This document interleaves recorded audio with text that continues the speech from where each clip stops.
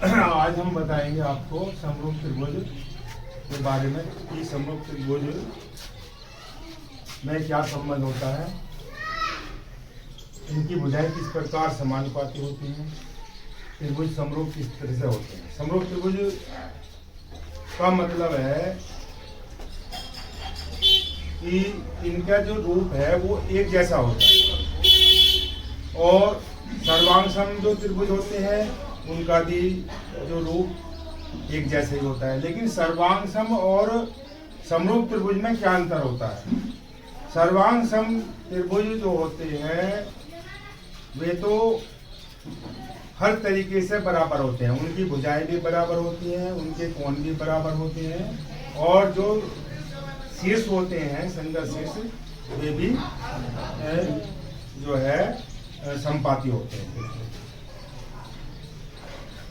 और समरूप त्रिभुज में जो है उनका रूप एक जैसा होता है लेकिन वे छोटे बड़े हो सकते हैं। तो जो सर्वांग त्रिभुज होते हैं वे समरूप त्रिभुज भी कहे जाते हैं, लेकिन समरूप त्रिभुज को हम सर्वांग त्रिभुज नहीं कह सकते। यानी कि सभी समरूप त्रिभुजों को सर्वांग त्रिभुज नहीं कहा जा सकता और सभी सर्वांग सम त्रिभुजों को हम समरूप त्रिभुज कह सकते हैं। ठीक है, तो इसी पर आधारित आज हम आपको क्वेश्चन बताएंगे समरूप त्रिभुज के बारे में। ये प्रॉब्लम है हमारी, यदि एक त्रिभुज का एक कोण दूसरे त्रिभुज के एक कोण के बराबर हो तथा इन कोणों को अंतर्गत करने वाली यानी कि इन कोणों को बनाने वाली भुजाएं समानुपाती हो, यानी कि समान अनुपात में हो, तो दोनों त्रिभुज समरूप है। ये पर में है दिया है त्रिभुज ए बी सी और त्रिभुज डी ई एफ, ये हमें प्रश्न के अंदर दिया हुआ है। ये फिगर बनी हुई है त्रिभुज ए बी सी और त्रिभुज डी ई एफ, तो ये हमें प्रश्न के अंदर दिया हुआ है। और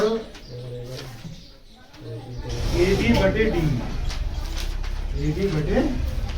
यानी कि ए बी भुजा डी ई के समानुपाती है। ए बी बटे डी बराबर ए सी बटे डी।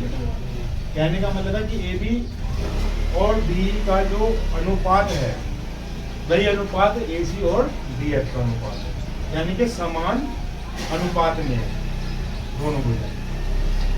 अब हमें सिद्ध कर और कौन प्रश्न में दिया हुआ है ए कोण ए कोण डी के बराबर, यानी कि ये जो कोण है कोण ए कोण डी के बराबर। अब हमें सिद्ध करना है कि त्रिभुज एबीसी समरूप त्रिभुज डीई है। इसके बाद उत्पत्ति,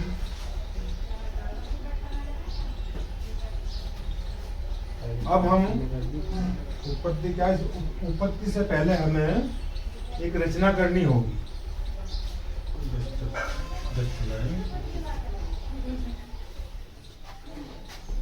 अरे नीचे और अभी डस्टर दे दिए। हाँ जी,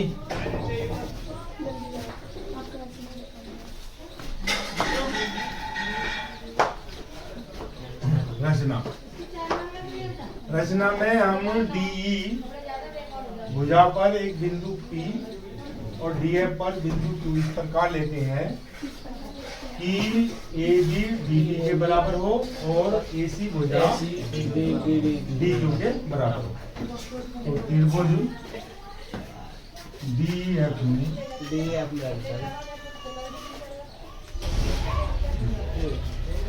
भुजा डी ई पर डी पर बिंदु P तथा डी एफ पर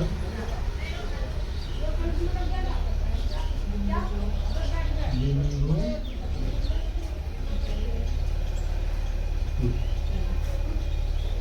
इस प्रकार लेते हैं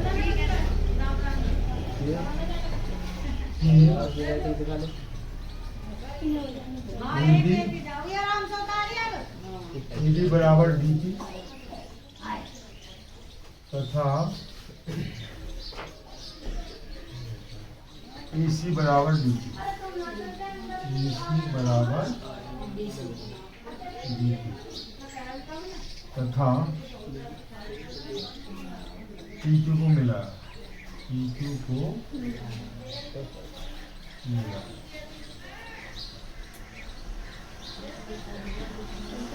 अब इसके बाद हम उत्पत्ति में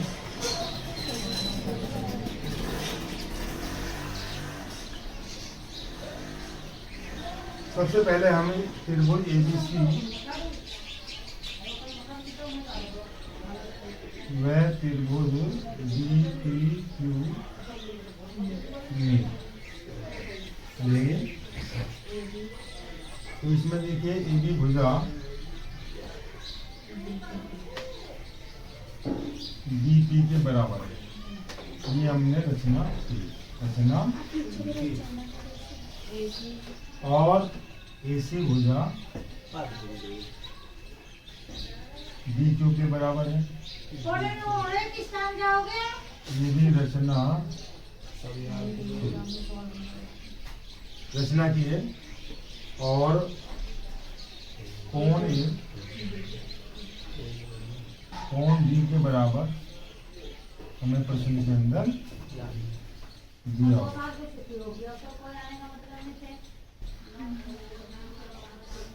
तो दो भुजा और एक कोण, जब त्रिभुज में दो भुजा और एक कोण बराबर होते हैं तो ये सर्वांग सम होते हैं। इसलिए त्रिभुज ABC और सर्वांग सम त्रिभुज DPQ।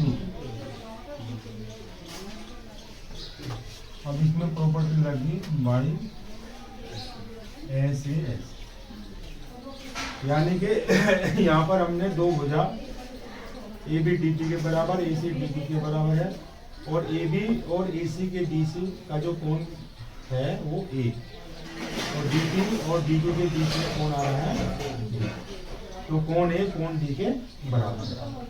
तो इस प्रकार दो भुजा और एक कोण बराबर हुए, तो इसलिए त्रिभुज ABC सर्वांग सम त्रिभुज DPQ बाई SAS प्रॉपर्टी। सभी का नंबर इसको हम लोग मान लेंगे। इसके बाद हमें प्रश्न के अंदर दिया हुआ है AB बटे D बराबर AC बटे DE, AB बटे DE बराबर AC बटे DE। ये हमें प्रश्न के अंदर दिया।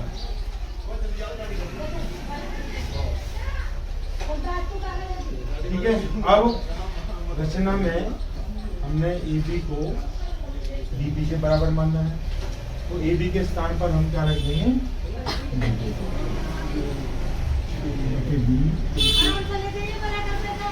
और बराबर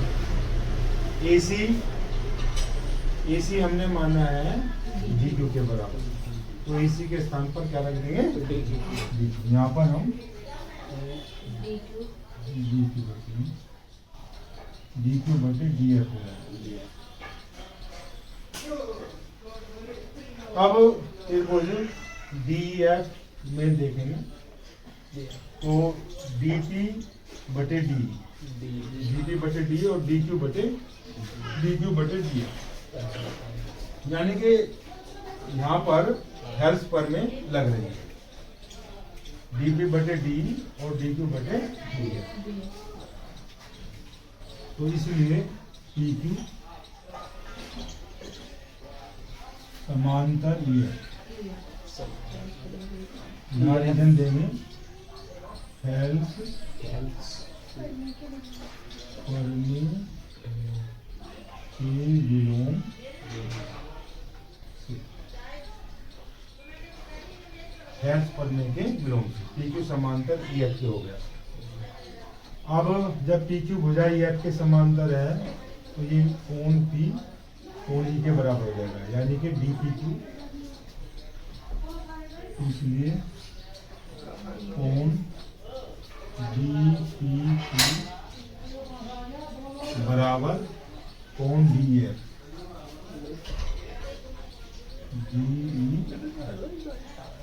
ये दोनों कोण कैसे कोण है?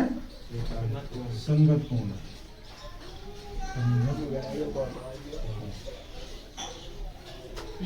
और इसी तरीके से ये कोण Q कोण F के बराबर होगा, यानी कि DQP बराबर DEF। तो DQP बराबर कोण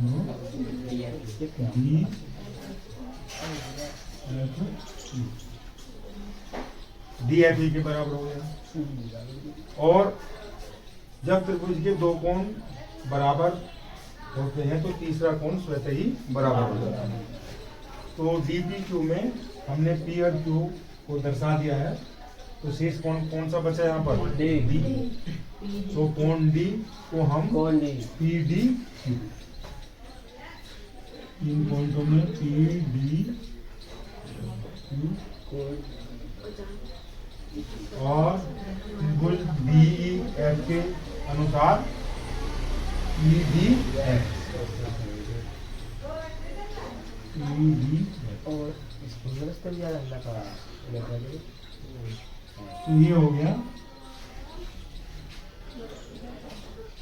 कॉमन ओबेनिक।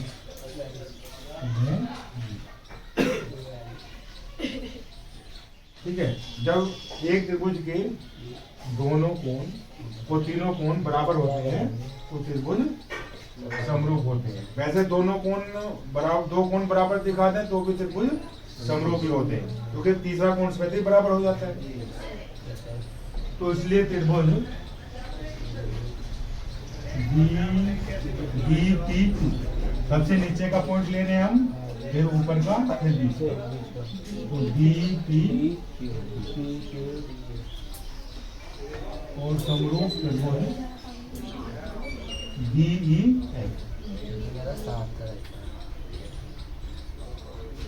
समीकरण नंबर 2। और यहाँ प्रॉपर्टी लगी बाई प्रॉपर्टी, इन कोण बराबर दिखाए हमने तो बाई ए प्रॉपर्टी। अब समीकरण 1 में देखेंगे हम त्रिभुज ABC सर्वांगसम त्रिभुज DPQ। सर्वांगसम है तो ये समरूप भी है, ठीक है। तो हम त्रिभुज ABC को त्रिभुज DPQ के समरूप, ये जो ऊपर निशान लगा हुआ है ये समरूप का है। तो त्रिभुज ABC समरूप त्रिभुज DPQ समीकरण 1 के अनुसार, और त्रिभुज DPQ सर्वांगसम त्रिभुज DEF। ठीक है, समीकरण 1 और 2 में DPQ यहाँ पर भी है और यहाँ पर भी है, समीकरण 2 में भी है। तो यानी कि DPQ जो है कॉमन हो गया। जब ये कॉमन है तो ये बराबर है, तो इधर ABC और DEF ये समरूप होंगे एक दूसरे। तो समीकरण 1 व 2, समीकरण 1 व 2 ABC समरूप त्रिभुज DEF।